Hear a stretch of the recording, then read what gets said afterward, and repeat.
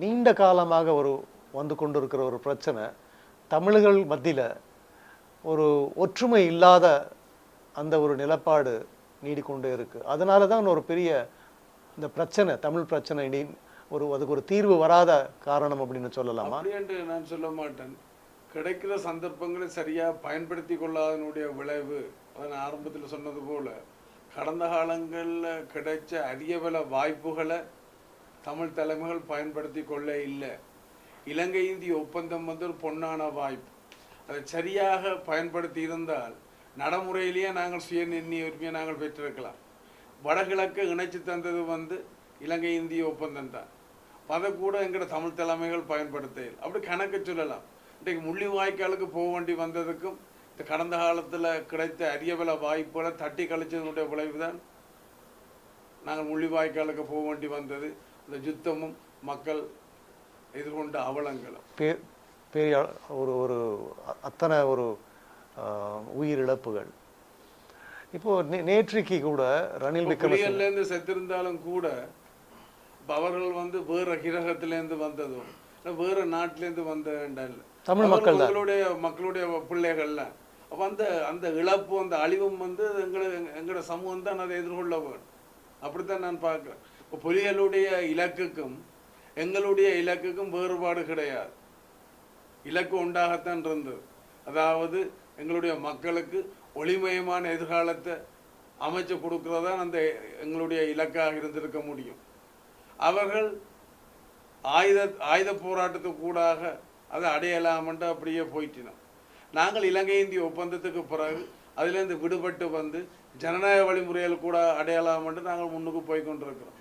இப்போது இந்த தேர்தல் முடிவு பார்த்திங்கன்னா தமிழ் பிரதேசத்தில் டிஎன்ஏக்கு கிடைத்த இந்த ஒரு பெரிய ஒரு வெற்றி பல பேர் இதை எதிர்பார்க்கலை.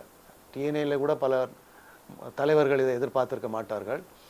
இது ஒரு மாடரேட் பாலிட்டிக்ஸ், அதுக்கு கிடைத்த வெற்றி ஒரு ஜனங்க மத்தியில் ஒரு அங்கீகாரம் அப்படின்னு சொல்லலாமா? ஏன்னா தமிழ் டயாஸ்போரா ஆகட்டும், கஜேந்திரகுமார் பொன்னம்பலம், இந்த மாதிரி சில தலைவர்கள் எல்லாம் ஒரு ஸ்ட்ராங் ஒரு ஆல்மோஸ்ட் ஒரு எக்ஸ்ட்ரீமிஸ்ட் தீவிரவாதமான ஒரு பாலிசியை முன்வைத்திருந்தார்கள்.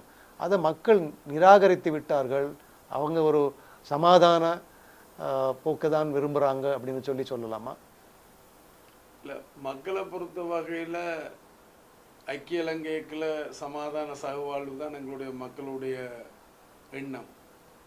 அதாவது தமிழர்களாக இருக்க வேணுமென்றதுக்காக இலங்கையர் என்ற அடையாளத்தை கைவிடவோ, இலங்கையர்களாக இருக்க வேணுமென்றதுக்காக தமிழர்கள் என்ற அடையாளத்தை கைவிடவோ தயாராக இல்லை.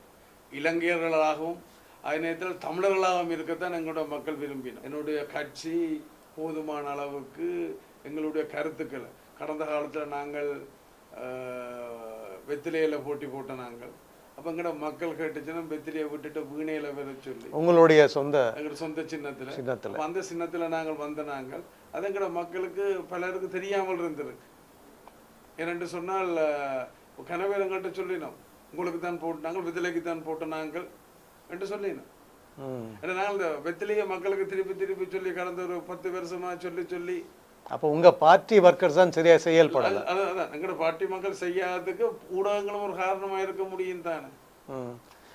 இப்போ இதில் ஒரு கேள்வி, நீங்கள் சொன்னீங்க ஒரு நாடு சம உரிமை, ஒரே நாட்டில் நீங்கள் இருக்கணும், அதாவது இலங்கை ஒரு நாட்டில் சம உரிமை தமிழர்களுக்கு. சிங்கள பாலிட்டிஷியன் லீடர்ஸுக்கு இந்த ஒரு டிமாண்ட் சம உரிமை தமிழர்களுக்கு இது ஏற்றுக்கொள்ள முடிகிற ஒரு நிலப்பாடு இப்போ வந்திருக்குன்னு நீங்கள் நினைக்கிறீங்களா? இல்லை, என்னென்றால் சமீபத்தில் ஒரு பிரபல ஊடகவியலாளர் ஒரு கருத்தை சொல்லியிருந்த தமிழ் ஊடகவியலாளர், அதாவது தமிழ் தேசிய கூட்டமைப்பு தமிழ் மக்களுடைய உரிமை சம்பந்தமாக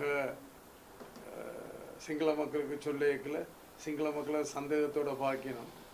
டக்ளஸ் தேவானந்தா சொல்லிக்கல அதை சாதகமாக பார்க்கணும்.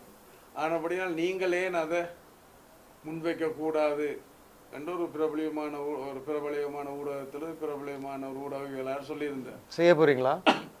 இப்போ நாங்கள் முன்வச்சிருக்கிறோம் மத்தியில் கூட்டாட்சி, மாநிலத்தில் சுயாட்சி என்றது. அதான் நாங்கள் நீண்ட காலமாக முன் வச்சிருக்கோம். ஆனால் துரவசவசமாக மக்களுடைய அந்த ஆதரவு எங்களுக்கு போதுமான அளவு இல்லை. விரலுக்கு தக்கின வீக்கம் என்று சொல்லுவார்கள். கடந்த காலங்களில் அதுக்கேற்ற வகையில் தான் எங்களோட செயல்பாடுகள் இருந்திருக்கு. இந்த முறை தேர்தலில் நாங்கள் அதை கூட எதிர்பார்த்த நாங்கள். ஆனால் துரவசவசமாக நான் ஏற்கனவே சொன்ன காரணங்கள் அதுக்கு காரணமாக அமைஞ்சிட்டது. துரவஷ்டம், அதுக்கு என்ன செய்ய முடியும்? நாங்கள் அதுக்குள்ளெல்லாம் போய் வர முடியும். நேற்றுக்கு முதல் பிரதமர் சொல்லியிருக்கிறார் ரணில் விக்ரமசிங்க, அந்த கன்சென்சஸ் பாலிடிக்ஸ் எல்லாரும் சேர்த்து இணைந்து நாட்டை முன்னுக்கு கொண்டு போகிறதுக்காக முயற்சிகள் அவர் செய்வார் என்று சொல்லியிருக்கிறார். அது நேஷ்னல் லெவலில் பொலிட்டிக்கல் ஏரியாவில் அந்த மாதிரி அவர் முயற்சி செய்யும்போது இங்கே இருக்கிற தமிழ் கட்சிகள், தமிழ் தலைவர்கள் ஒன்றாக திரண்ட வாய்ப்பு இருக்கா? நீங்கள் அதுபோல் ஏதாவது ஒரு முயற்சி மேற்கொள்ள முடியுமா? அவருடைய அந்த கருத்து ஒரு புதிய கருத்தாக, ஒரு அற்புதமான கருத்தாக இருக்கின்றது. நாங்கள் அதை பொறுத்திருந்தான் பார்க்க வேணும்.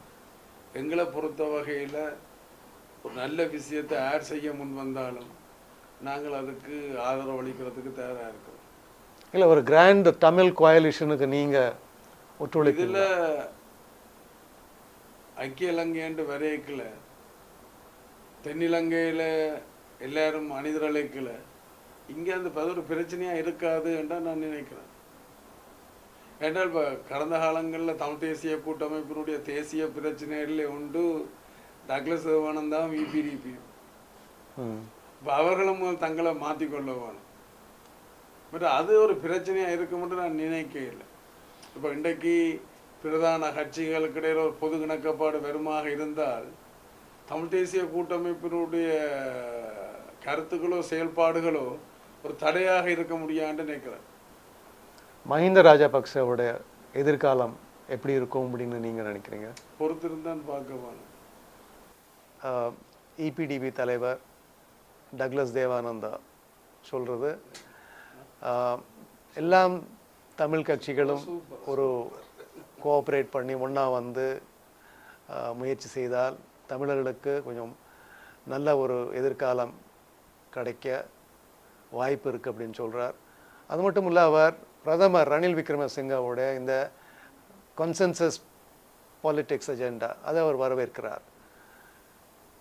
எப்படி எதிர்காலம் இருக்கும் அப்படின்றது பொறுத்திருந்து தான் பார்க்கணும். அது முக்கியமாக மஹிந்த ராஜபக்சவுடைய எதிர்காலம். டக்ளஸ் தேவாவுடைய ஆஃபீஸ்லேருந்து, அலுவலகத்திலேருந்து பகவான் சிங், நியூஸ் 7 தமிழ்.